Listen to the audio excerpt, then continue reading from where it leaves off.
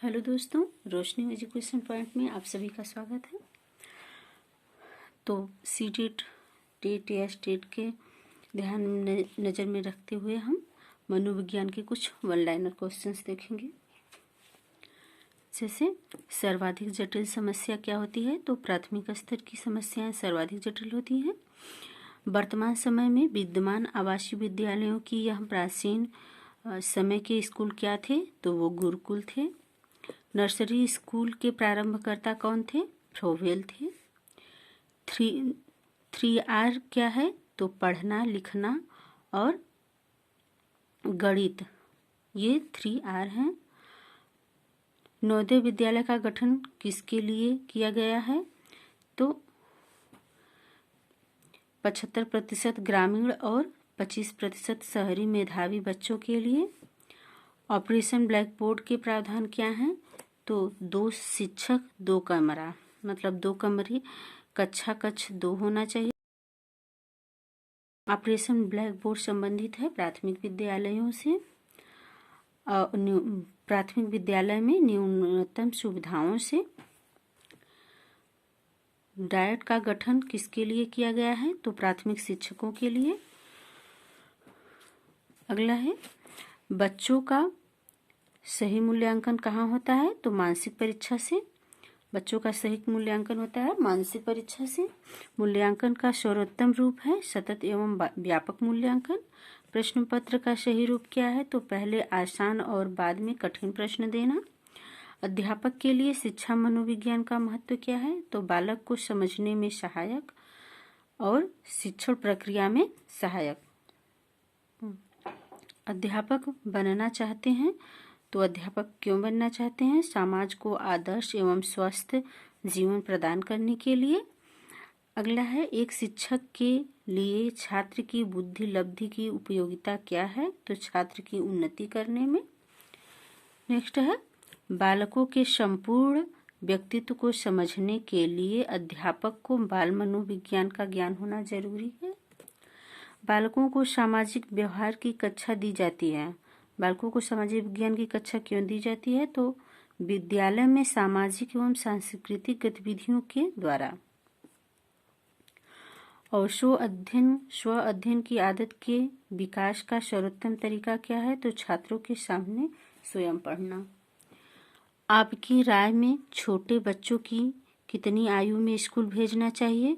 तो 4 वर्ष की आयु के बाद। छोटे बच्चों के लिए बाल साहित्य उपयोगी है क्योंकि यह बच्चों में पढ़ने की रुचि को बढ़ाता है। छात्रों में किसका विकास आपकी दृष्टि में सबसे कम महत्वपूर्ण है? तो धर्म अनुराग का। अगला है, किस स्तर की शिक्षा की समस्याएं अधिक महत्वपूर्ण और जटिल हैं? तो प्राइमरी स्तर की शिक्षा की व्यवस्था जो है वो सर्वाधिक समस्याएं, सर्वाधिक जटिल एवं महत्वपूर्ण है। अगला है, प्राइमरी स्तर पर छात्रों को मातृभाषा में पढ़ना बेहतर होता है क्योंकि इससे बच्चों की पढ़ाई स्वाभाविक वातावरण में होती है। बालक सर्वप्रथम कौन सी क्रिया सीखता है? तो भाव प्रदर्शन। छोटे बच्चों में पुस्तकें पढ़ने की नियमित आदत बनाने के लिए अध्यापक उनके लिए उच्च स्वर में पढ़ेगा, तब बच्चे उन पीछे से उनका अनुसरण करेंगे। प्रारंभ में ही बच्चों की बाल साहित्य पढ़ने में रुचि जागृत करने की क्या लाभ होगा? तो छात्रों में स्वस्थ आदतों का विकास होगा।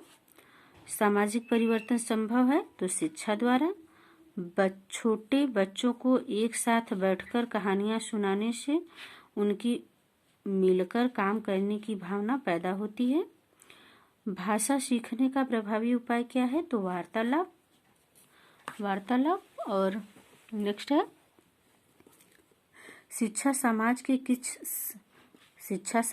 के किस पक्ष को प्रभावित करता है? तो धार्मिक पक्ष को, आर्थिक पक्ष को और राजनैतिक पक्ष को। बच्चों का उच्चारण सुधारने के लिए स्वयं शुद्ध उच्चारण करके छात्रों से पुनरावृत्ति कराएंगे।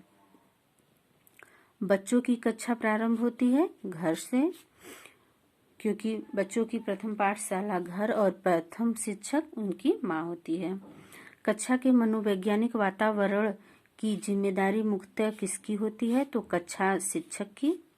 भाषा शिक्षण में वाक्यों को शब्दों में पहले पढ़ाया जाता है। भाषा शिक्षण में वाक्यों को शब्दों में पहले पढ़ाया जाता है, शब्दों से पहले पढ़ाया जाता है।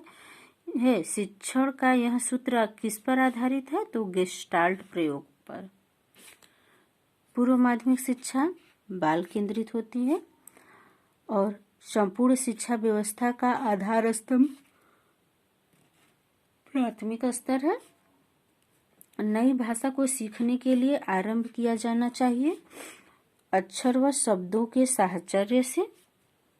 कोई छात्र गणित में काफी कमजोर है, आपको उसकी सहायता के लिए क्या करना चाहिए? तो उस छात्र से बात करके पता लगाएंगे कि गणित में उसकी क्या दिक्कत है और उसे दूर करेंगे। नेक्स्ट है,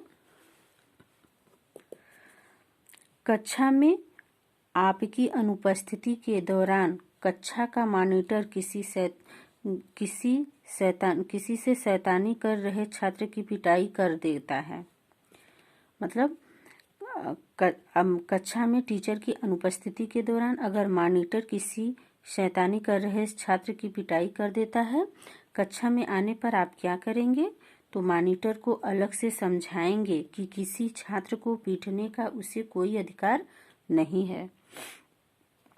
आप कक्षा में पढ़ा रहे हैं, अचानक आप देखते हैं कि पीछे की सीट पर एक छात्र टेबल पर सिर रखकर सो गया है। आप क्या करेंगे? उसे ऐसा करने देंगे व बाद में उससे इसका कारण पूछेंगे और फिर उस कारण का निवारण करेंगे। तो दोस्तों, आज की वीडियो में बस इतना ही।